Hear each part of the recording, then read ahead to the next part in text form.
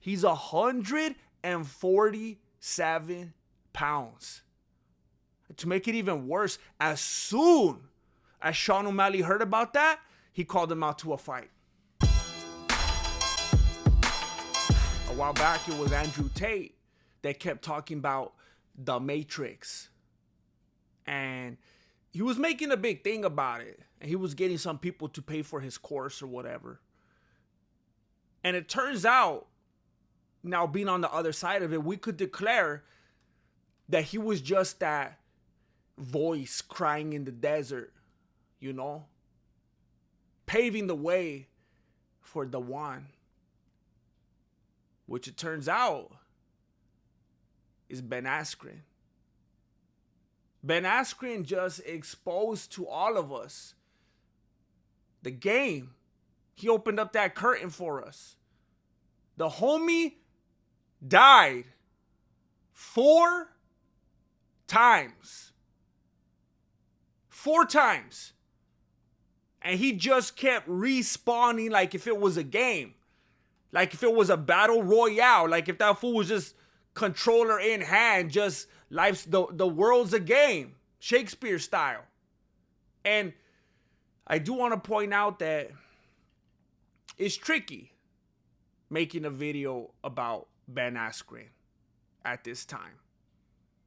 And I only feel comfortable doing it now because he's awake, he's talking, he's in good spirits. I wouldn't have done it otherwise. Other channels have, but I didn't feel like it was right to try to make content around something like that and monetize it, you know. But now that he's awake, I'll do it. But I feel like he kind of exposed the game to us, kind of let us know what's possible. 4 times the homie was officially, finally, actually sent to the shadow realm. This ain't a meme anymore. The homie Ben Askren, 4 times over, walked through the gates of the shadow realm. This is making Jorge Masvidal look soft now. That's the best you could do? Oh, it took him a little while to wake up. Took him a little while to wake up and talk to Bruce Buffer. 4 times over. This whole ordeal that started way back in May, that put Ben Askren on his near deathbed, no, actual deathbed, his 4 times over deathbed. Whole thing has Jorge Masvidal looking soft, if you ask me. And then he's having to read a journal. He's having to read a journal to catch up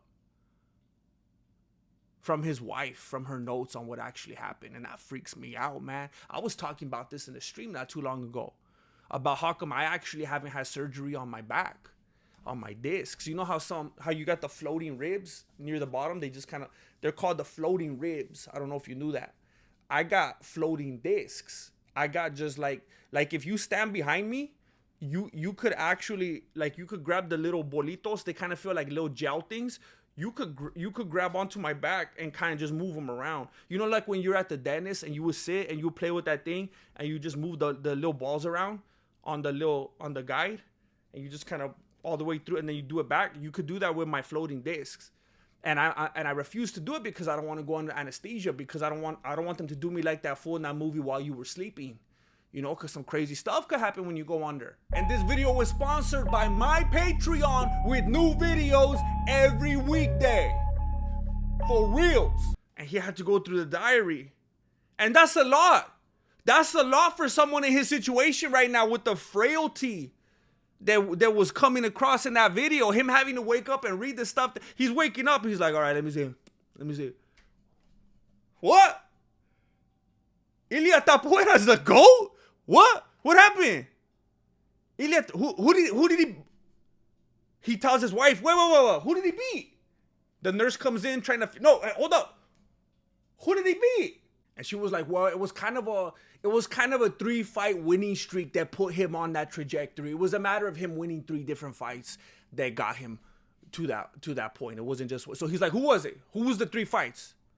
And she's like, well, because it didn't list it in the journal, because there were small pages, and that wasn't really the main focus of, there was a lot more important things going on.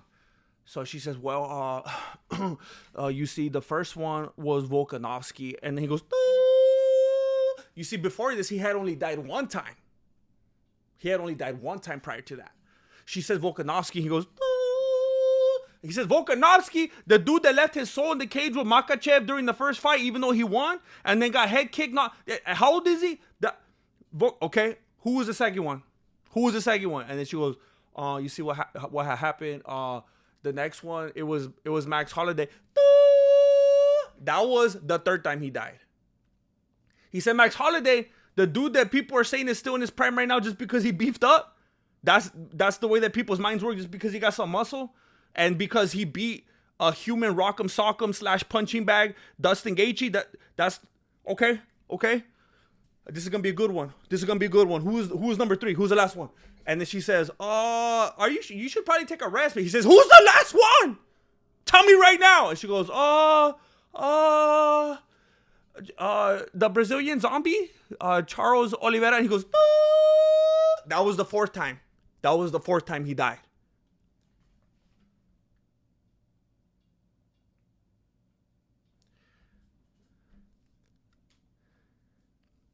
He goes on to read the journal. He says, Ilia Tapoera is the GOAT now. Ilia Tapoera is the GOAT. Okay, flip the page. John Jones retired. What? John Jones retired? She's like, yeah, but he came back already. He retired, okay. So he retired, and then he came back just like the Grandmaster said he would. Okay, and he went to meet the president or what? No, but he has met him, but he's also gonna fight at the White House.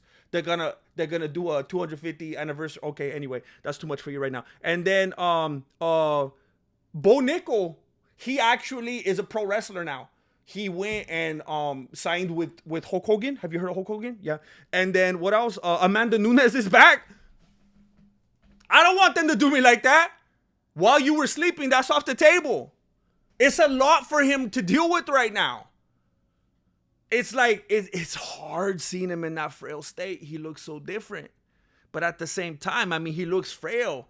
But you got to be pretty solid to come out on the other side of something like this. They're calling him the 50 Cent of the MMA community right now. Actually, I'm the only one saying that.